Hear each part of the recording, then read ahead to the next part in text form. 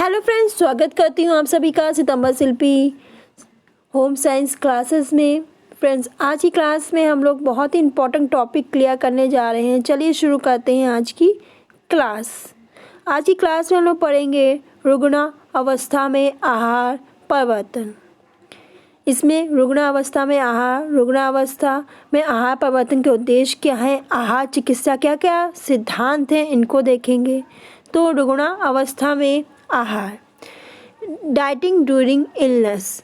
तो आधुनिक चिकित्सा में आहार को अधिक महत्व दिया जाता है। जो आधुनिक चिकित्सा में जो आहार को हम बहुत अधिक महत्व देते हैं। अगर अच्छा हम आहार खाते हैं तो हमारे शरीर स्वस्थ रहता है और हमें रोग नहीं लगता। बीमारी की अवस्था में रोगी के शरीर की जो विभिन्न अंगों की क्रियाशीलता में परिवर्तन आ जाता है। तो जो बीमारी की अवस्था में क्या होता है कि रोगी के शरीर के जो विभिन्न अंगों की जो क्रियाशीलता में चेंजेस आ जाते हैं, परिवर्तन आ जाता है और शरीर की पोषण संबंधी आवश्यकताएं भी उसके अनुसार बदल जाती हैं। और जो शरीर की जो पोषण संबंधी जो भी नीड होती है, आवश्यकता भी है, उसके अनुसार चेंज हो जाती है। इसलिए इस विशेष स्थिति में रोगी को विशेष प्रकार की आहार की आवश्यकता होती है। रोगी व्यक्ति के लिए आहार आयोजन करते समय जब समान आहार में विशेष रोग के अनुसार विशेष परिवर्तन लाया जाता है।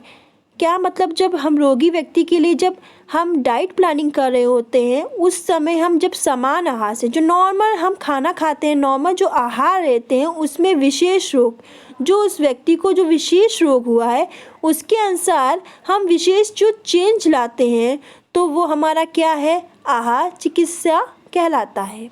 एक कुशल आहार आयोजन समान आहार को ही आधार मानकर उसमें इस प्रकार के परिवर्तन करता है कि रोगी का रोग दूर हो जाए, जो रोगी है उसका रोग दूर हो जाए, उसके पाचन संबंधित अंगों पर अधिक प्रभाव ना पड़े, जो उसके पाचन संबंधी अंग है उस पर अधिक प्रभाव ना पड़े, खाने के पश्चात उसे मनोवैज्ञानिक जो संतुष्टि है वो मिले, तृप्ति मिले। रुग्ण अवस्था में आहार परिवर्तन के उद्देश्य, तो रोगी को शारीरिक आवश्यकता अनुसार पौष्टिक तत्व प्रदान करना, जो रोगी है उसको उसके शरीर के अनुसार जो पौष्टिक तत्व हैं वो देना, शरीर में रोग निरोधक क्षमता में वृद्धि के लिए आवश्यक पोषण प्रदान करना, शरीर को पर्याप्त रिलैक्स देना, विश्राम देना, विशेषकर जो प्रभावित अंगों को, जैसे अतिसार की स्थिति में जो अतिसार है उसमें रेशेदार आहार न देकर पूर्ण तरल आहार देना, पीलिया में वसा युक्त आहार न देकर यकृत को विश्राम प्रदान करना। तो पीलिया में जो वसा युक्त आहार न देकर जो यकृत को विश्राम प्रदान करना, आवश्यकता अनुसार शरीर भार अधिक या कम करना। तो मतलब आवश्यकता अनुसार हमें क्या करना, जो शरीर का भार है उसे अधिक करना या कम करना। व्यक्ति की अभिपचन, अवशोषण, उपापचय की क्षमता के अनुसार हमें डाइट में चेंज लाना, परिवर्तन लाना। आवश्यकता अनुसार आहार की जो तरलता में परिवर्तन लाना, यानी नीड के अनुसार जो आहार की तरलता में हमें क्या चेंजेस लाना। तरल, अर्ध तरल और मुलायम आहार, जैसे तरल आहार बनाना, अर्ध तरल और मुलायम आहार बनाना। जो पोषक न्यूनताएं हैं उत्पन्न हो गई हैं उन्हें दूर करना। आहार चिकित्सा के सिद्धांत, तो आहार चिकित्सा करते समय हमें कुछ सिद्धांत हैं उन पर ध्यान देना बहुत ज़रूरी है। पहला है रोग का प्रकार। देखिए, रोग के अनुसार आहार का निर्धारण करना बहुत ज़रूरी है, तभी वह लाभकारी सिद्ध हो सकता है, अन्यथा इसके तीव्र दुष्परिणाम हो सकते हैं। जैसे मधुमेह में न्यून शर्करायुक्त आहार, जब मधुमेह हो तो हमें न्यून शर्करायुक्त आहार देना चाहिए। कब्ज की स्थिति में अधिक फोक का आहार देना चाहिए। रोग की अवधि, रोग किस अवधि का है, अल्पकालीन है, दीर्घकालीन है, या जानकर ही आहार नियोजन करना चाहिए। यानी रोग आपका अल्पकाल का है या दीर्घकाल का है, ये जानकर ही हमें क्या करना चाहिए, आहार नियोजन करना चाहिए, आहार प्लानिंग करनी चाहिए। दीर्घकालीन रोग में सदैव एक ही प्रकार का आहार तालिका न बनाकर समय समय में हमें उसमें परिवर्तन करना चाहिए। जब ये है कि बहुत लंबा आपको रोग हो, तो आप एक ही रोज़ दलिया रोज़ ही दाल दोगे तो रोग ही उब जाएगा। तो हमें उसकी जो डाइट है उसमें चेंजेस कर करके हमें उसको देना चाहिए। यानी आप डाइट प्लानिंग करो, उसमें चेंजेस करके दोगे तो रोगी को भी अच्छा लगेगा, वो उबेगा नहीं। रोगानुसार भोज्य पदार्थों का चुनाव, देखिए जैसा रोग है उसी अनुसार हमें भोज्य पदार्थ का चुनाव करना है।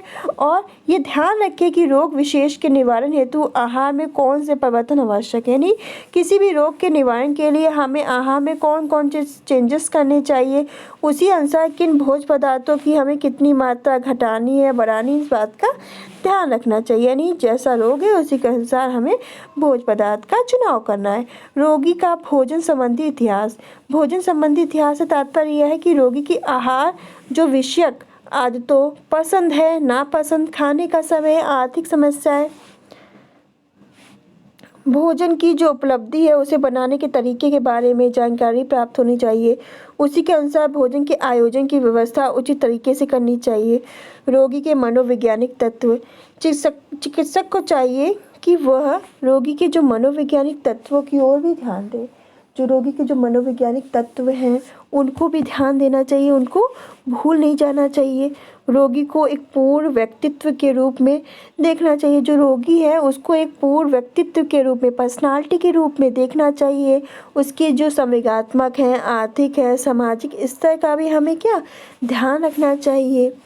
रोगी के भोजन की व्यवस्था हमें इस प्रकार करनी चाहिए कि रोगी को इस बात का आभास ना हो कि वह अन्य व्यक्तियों से भिन्न है। मतलब हमें इस प्रकार रोगी को इस प्रकार बात का आभास ना हो कि वो जो अन्य व्यक्ति हैं उनसे डिफरेंट है। आहार में भिन्नता और आकर्षण, आहार में यानी कि डिफरेंट और आकर्षण क्या है। तो रोगी वैसे ही अपनी बीमारी से परेशान होते हैं। जो रोगी हैं वो अपनी बीमारी से वैसे ही परेशान हैं। यदि उसे एक ही आहार रोज रोज खाने को दिया जाए तो भोजन के प्रति उसकी रुचि जो है, जो इंटरेस्ट है वो ख़त्म हो जाता है। इसलिए रोगी के लिए गए आहार व्यवस्था में हमें चेंजेस लाना बहुत अनिवार्य हो गया है। भोजन अच्छी तरह पका हो, आकर्षक हो, प्रसन्न वातावरण में परोसा गया हो, एक सही ढंग से आयोजित खुराक तभी सफल हो सकती है जब रोगी उसे पूरी तरह खा सके। आप रोगी के लिए खाना बना रहे हो, अब वो रोगी खा ही नहीं रहा है तो नहीं, तो उसको इंटरेस्ट ही नहीं आ रहा खाने में और वो क्या होगा और ही अस्वस्थ होगा। तो ऐसे ही हमें भोजन बनाना चाहिए कि उसका जो आहार है उसमें भिन्नता हो, आकर्षक हो, उसे खाने में इंटरेस्ट हो, उसका मन प्रसन्न हो। भोजन का स्वादिष्ट होना भी एक अनिवार्य आवश्यकता है और जो भोजन है उसका स्वादिष्ट होना भी एक अनिवार्य गुण है, एक अनिवार्य आवश्यकता है, एक अनिवार्य फैक्टर है। तो फ्रेंड्स आज की क्लास में हमने इस टॉपिक को फिनिश किया। वीडियो अच्छी लगी तो लाइक करें, शेयर करें। आपको जैसी भी क्लास लगती हो, अच्छी बुरी, कमेंट करके अपना फीडबैक ज़रूर दिया करें। तो फ्रेंड्स आज के लिए बस इतना ही, मिलते हैं नेक्स्ट क्लास में। धन्यवाद।